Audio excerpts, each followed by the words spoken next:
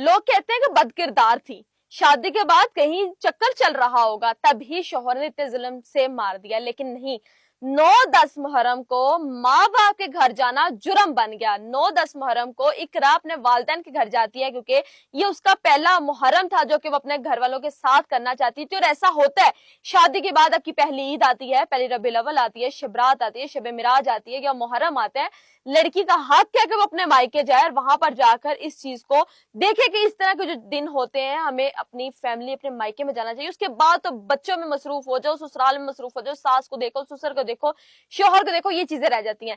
तो लाजिम नहीं है कि हर लड़की बदकिरदार हो। इकरा एक खूबसूरत नौजवान लड़की थी जिसकी अरेंज मैरिज की जाती है, घर वालों ने माना वाला में इसकी शादी की और उसके बाद आप देख सकते हैं कि आपसे ये तस्वीर नहीं देखी जा सकती जिस तरह का सलूक इकरा के साथ किया गया।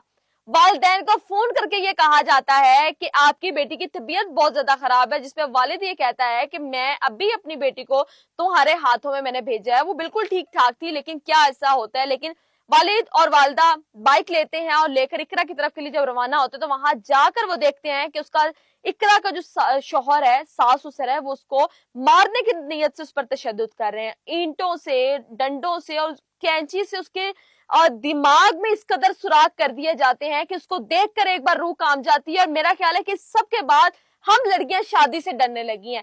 पहले मर्द की ऊंची आवाज से डर लगता था, फिर ससुराल के तानों से डर लगता था, नंदों की झिटकों से डर लगता था, और ये डर हमेशा से एक औरत के अंदर रहा। लेकिन इकरा के बाद इस चीज से डर लगने लगा है कि हम शादी नहीं कर सकते। हमेशा से कहा जाता है कि अल्लाह बेटियों का नसीब अच्छे करे, बेटियों का नसीब अच्छे करे। तो क्या इस तरह के वो नसीब थे जो कि आपने इकरा के देखे? इकरा को देखकर इबरत का निशाना इकरा को बनाया गया। हमने उससे पहले कई ऐसे केसेस देखे। हम अगर सियालकोट को डस्का वाले केस की बात करें तो काले जादू की वजह से सास ने इस तरह का मामला किया क्योंकि वो काला जादू किया करती थी, दिमाग काम नहीं करता था।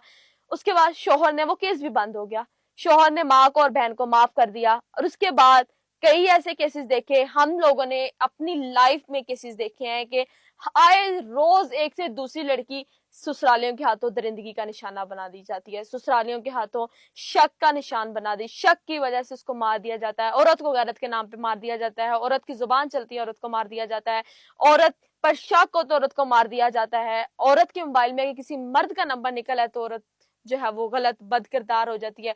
तो एक औरत को कभी समझने की कोशिश की है कि एक औरत क्या है? इकरा एक मासूम जान थी जिसकी बहनें बिलक रही हैं। देख सकते हैं कि इनकी बहनों की हालत क्या है, किस तरह से इस लड़की ने वो 2 दिन निकाले, जो 2 दिन उसने जिना हॉस्पिटल लाहौर में निकाले, शोहर और सास उसे छोड़ के भाग गए।